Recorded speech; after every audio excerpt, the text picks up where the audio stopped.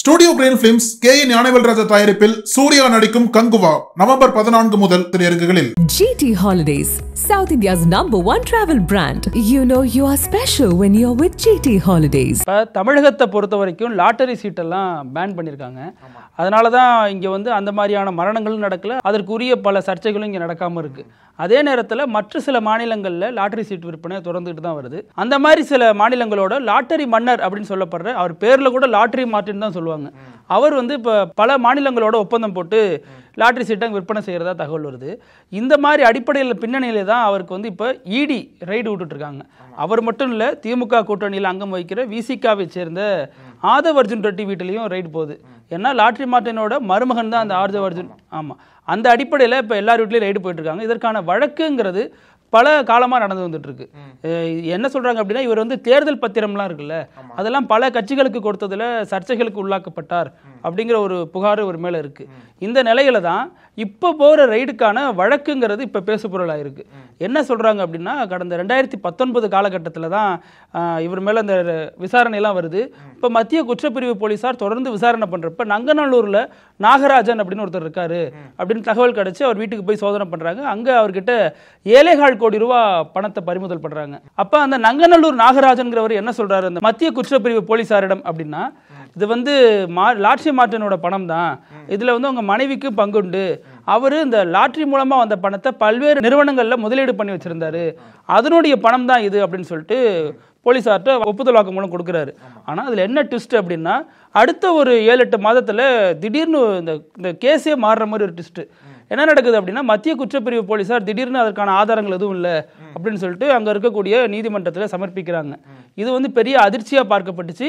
நீதிமன்றமும் அதை அப்படியே விட்டுடுச்சு. ஓகே, அதில் குற்றச்சாட்டு நிரூபிக்கப்படலை அப்படின்னு சொல்லி விட்டுட்டாங்க. ஆனால் இதன் தொடர்பாக இந்த வழக்கு கேள்விப்பட்ட உடனே அமலாக்கத்துறை உள்ளே வந்துடுச்சு. உள்ளே வந்த உடனே இது ஹைகோர்ட்டில் போய் தொடர்பாக அப்பீல் பண்ணுறாங்க. அப்போ என்ன ஆகுது, ஹைகோர்ட் ரொம்ப கடுமையாக அதை கண்டித்து, அதெல்லாம் கிடையாது, இது தவறான ஒரு முன்னுதாரணம், மீண்டும் தொடர்பான ஆய்வுகளும் விசாரணைகளும் நடத்தப்பட வேண்டும் அப்படின்னு ரொம்ப உறுதியான குரலில் சொன்னதுனால இப்போ மறுபடியும் இப்போ இடையில ஆதவ் அர்ஜுனாவுடைய வீட்டில் சம்மந்தப்பட்ட நிறுவனங்கள் அலுவலகங்கள்லாம் நடந்திருக்கும் ரைடு. இப்போ அதை நீட்சியாக தான் மீண்டும் லாட்டரி மார்ட்டினுடைய வீட்டில் ரைடு நடக்குது.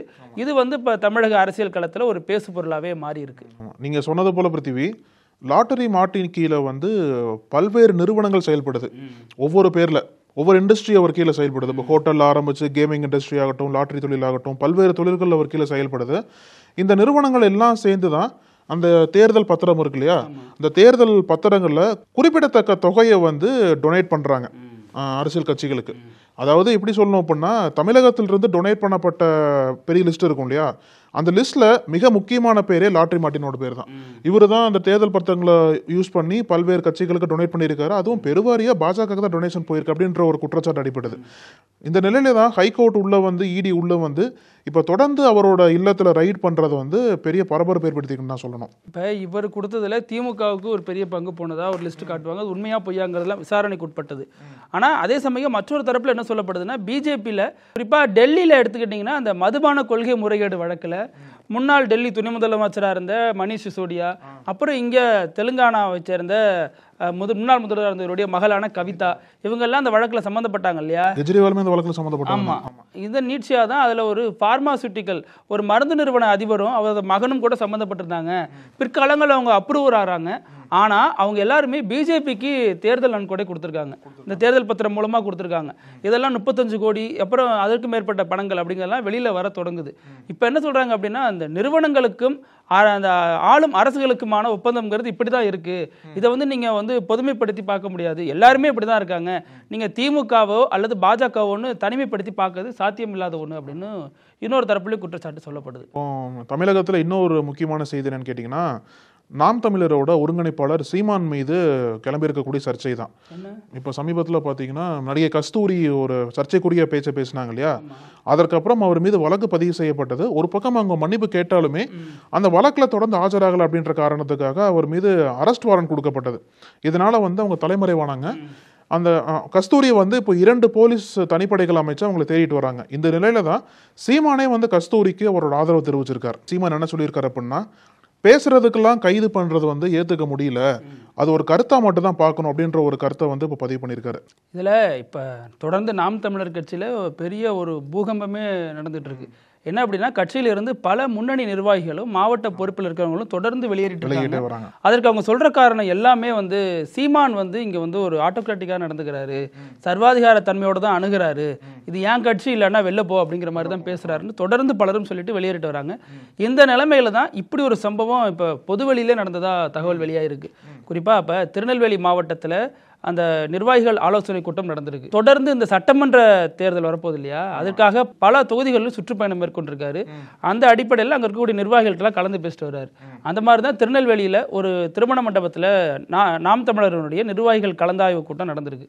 அங்கே வந்து சீமான் பேசும்பொழுது ஒருத்தர் எழுஞ்சி, அதாவது நாம் தமிழருடைய இளைஞரணி பாசறையை சேர்ந்த ஒருத்தர் தான், அவர் எழுஞ்சி சொல்லியிருக்காரு, எனக்கு ஒரு கருத்து இருக்கு நான் சொல்லணும் அப்படின்னு இருக்காரு பப்ளிக்காவே. ஆனால் அதற்கு வந்து சீமான் என்ன சொல்லியிருக்காரு, நீ உட்காரு, நீ சோசியல் மீடியாவில் ஜாதியை பற்றி எழுதணும் தானே, உட்காரு அப்படின்னு இருக்காரு. என்னடான்னு சொல்லி பின்னாடி போய் விசாரிச்சு பார்த்தா அந்த பையன் இருக்காருல, குறிப்பிட்ட அந்த இளைஞரணி பாசறையை சேர்ந்தவர், அவர் வந்து சீமான விமர்சித்து பதிவு போட்டிருக்காரு. என்ன சொல்றாரு அப்படின்னா, நீங்க வந்து திருநெல்வேலி வரும்பொழுது ஒரு குறிப்பிட்ட ஜாதி தலைவருக்கு மட்டும் மாலை போடுறீங்க, இன்னொரு ஜாதி தலைவருக்கு நீங்க மாலை போடலை அப்படின்னு கட்சி தலைமையே விமர்சித்திருக்காரு. அதனால தான் சீமான் இந்த அளவுக்கு கோவப்பட்டதா சொல்லப்படுது. அதுக்கு என்ன காரணம் சொல்றாங்க அப்படின்னா, அடுத்து வந்த அந்த கடைநல்லூர் கூட்டத்தில் இன்னொரு இளைஞர் எழுந்து பேசுறாரு, கட்சியின் முக்கிய பிரமுகராக இருக்கக்கூடிய சாட்டை துரைமுருகன் கூட ஒரு ஜாதியை புகழ்ந்து பேசுறாரு, அப்ப நாங்க இப்படி பதிவு பண்றதுல என்ன தப்பு அப்படின்னு ரொம்ப பதில் கேள்வி கேட்க போக சாட்டை துரைமுருகனுடைய ஆதரவாளர்கள் அவரை அடிக்க பாய்ந்ததாகவும் தகவல் சொல்லப்படுது. இது வந்து தொடர்ந்து நாம் தமிழர்ல நடக்கக்கூடிய புகைச்சலை வெளிப்படுத்தக்கூடிய ஒரு தகவலாகவே பார்க்கப்படுது. இப்போ தேசிய அளவில் ஒரு மிக முக்கியமான செய்தி என்னன்னு கேட்டிங்கன்னா, மணிப்பூரில் கடந்த 1.5 வருஷமாகவே வந்து ஒரு மிக கடுமையான கலவரம் வந்து தொடர்ந்து போயிட்டு இருக்கு இல்லையா.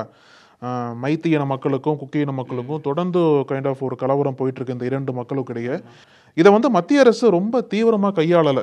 ஏன்னா இன்ஃபேக்ட் பிரதமர் மோடியே இதை பற்றி பேசுறதுக்கு 80 நாட்கள் தேவைப்பட்டது. இது வரைக்கும் போய் பார்க்கல. ஆமாம், இது வரைக்கும் மோடி போய் இந்த மாநிலத்தில் போய் பார்க்கல.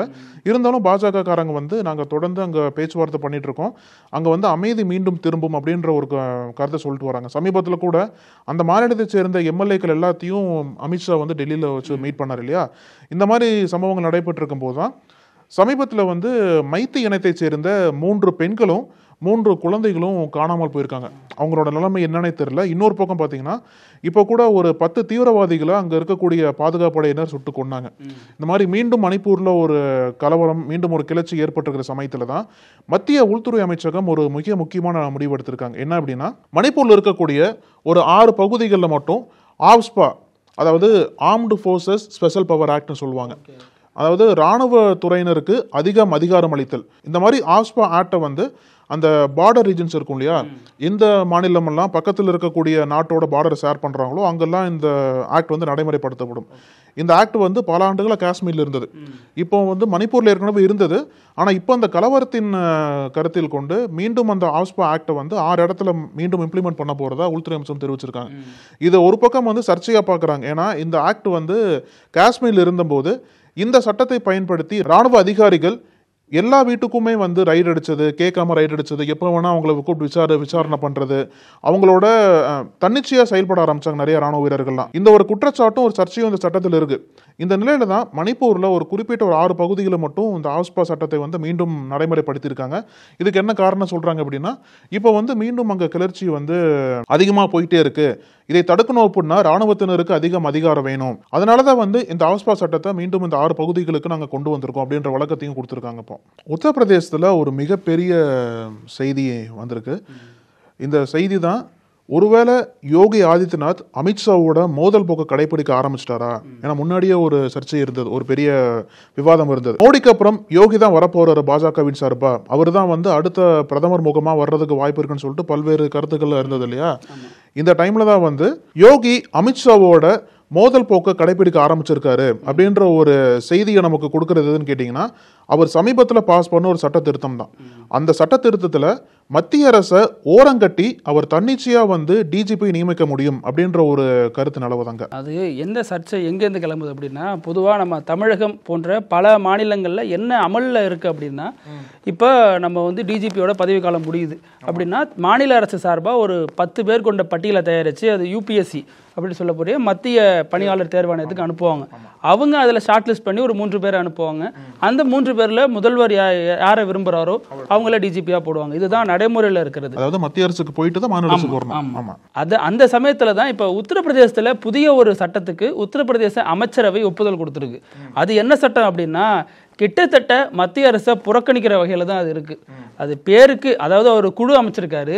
அந்த குழுவில் அந்த உத்தரப்பிரதேச மாநிலத்தை சேர்ந்த முன்னாள் ஓய்வு பெற்ற நீதிபதி, முன்னாள் ஓய்வு பெற்ற டிஜிபி, அப்புறம் கரண்ட்ல இருக்கக்கூடிய தலைமைச் செயலாளர், பேருக்கு யூபிஎஸ்சி இருக்கக்கூடிய ஒரு நபர் அல்லது யூபிஎஸ்சி முன்மொழியக்கூடிய ஒரு நபர், இவங்களெல்லாம் ஒரு குழுவாக அமைச்சு அவங்க வந்து டிஜிபியை தேர்ந்தெடுப்பாங்க. அந்த டிஜிபி 6 ஆண்டுகள் பணியில் இருப்பார் அப்படின்னு ஒரு சட்டத்தை கொண்டு வராங்க. இப்போ இதில் என்ன பிரச்சனை அப்படின்னா, இப்போ மத்திய அரசுக்கான முக்கியத்துவம் இதில் குறைக்கப்படுது. அதாவது இந்த சட்டத்தின் மூலியமா யூபியில யார் டிஜிபியை வரணும்ன்றதை வந்து மத்திய அரசு தீர்மானிக்க முடியும். ஆமா, அவங்களே அந்த குழுவில் தீர்மானிச்சு நியமிச்சுப்பாங்க. யோகி ஆதித்யநாத் தான் அதுக்கான முடிவு எடுக்க போறாரு. ஸோ இதுதான் வந்து சர்ச்சையாக இருக்கு. ஏன்னா கடந்த 20 மாதங்களில் 4-5 டிஜிபியை மாற்றிருக்காங்க. நீங்கள் வந்து நிரந்தர டிஜிபியை நியமிக்கணும் அப்படின்னா தான் மத்திய அரசு உங்களுக்கு அங்கீகாரம் கொடுக்கணும். ஆனால் இவங்க அதே ட்விஸ்ட் பண்ணுற மாதிரி தற்காலிக டிஜிபிகளை நியமிச்சிருக்காங்க. தற்காலிக டிஜிபின்னா அந்த இப்போ இருந்த 4 டிஜிபிகளுமே அங்கே இருக்கக்கூடிய சிஎம் யோகி ஆதித்யநாத்தோட விசுவாசிகள் அப்படின்னு சொல்லப்படுது.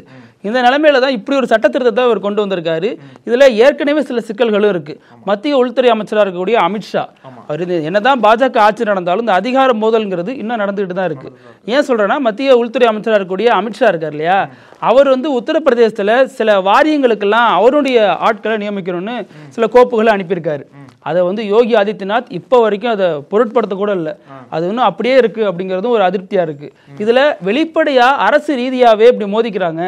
ஒரு மாநில அரசு, மத்திய அரசு, அது ரெண்டுமே டபுள் சர்க்கார் இன்ஜின் அப்படின்னு சொன்னாலும் கூட இந்த பிரச்சனை நடைமுறை சிக்கல்கள் வந்து இப்போ வந்து வெடிக்க தொடங்கி இருக்கு. அப்படிங்கிற ஒரு பிரச்சனை தான் உத்தரப்பிரதேசம் மட்டும் இல்லை, டெல்லி வரைக்கும் எதிரொலிக்க தொடங்கிருக்கு. இது வந்து சாதாரண இது கிடையாது இல்லையா. ஒரு நிதி பிரச்சனை அப்படின்னா கூட ஓகே, பட் இது வந்து பாதுகாப்பு பிரச்சனை.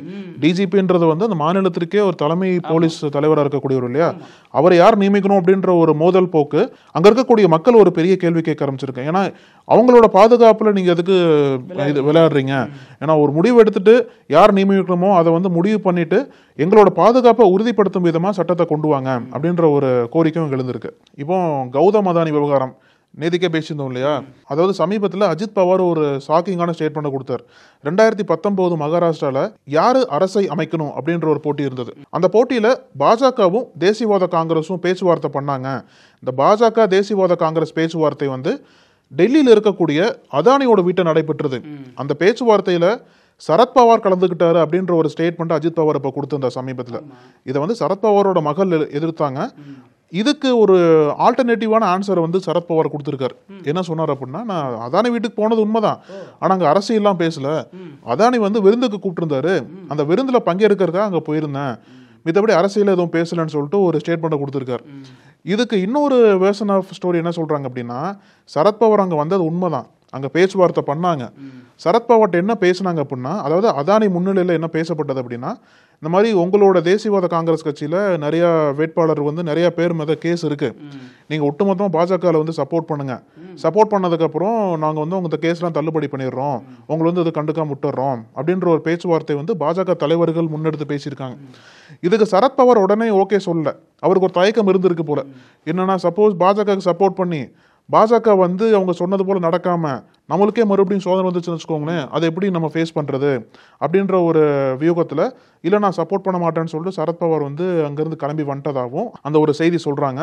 இன்னொரு பக்கம் பாஜக என்ன சொல்றாங்க அப்படின்னா, இந்த மாதிரி பேச்சுவார்த்தை நடைபெறலைங்க, அதானி வீட்லயே இந்த பேச்சுவார்த்தை நடக்கல, அந்த பேச்சுவார்த்தையில் அதானியே இல்லை அப்படின்ற ஒரு ரெஸ்பான்ஸை இவங்க வந்து கொடுக்க ஆரம்பிச்சிருக்காங்க. ஸோ ஒரே ஒரு ஸ்டோரி தான், அதில் பல்வேறு திருப்பங்கள் வந்து இந்த இதில் மகாராஷ்டிரா தேர்தல் ஒட்டி வந்துட்டு இருக்கு. ஏங்க, நல்லா இருந்த கட்சி நீங்களே உடைப்பீங்க, உடைச்சு விட்டு என்ன பலவீனமாக்கிட்டு என்கிட்ட கூட்டணி பேச வருவீங்களாங்கிறது தான் சரத்பவாரோட மைண்ட் வாய்ஸாக இருந்திருக்கும். ஆமாம் ஆமாம். ஓகே பிருத்திவி, இன்னைக்கு நம்ம நிறைய விஷயங்கள் பேசணும், நம்ம தொடர்ந்து பேசலாம். நன்றி. நன்றி அழகு.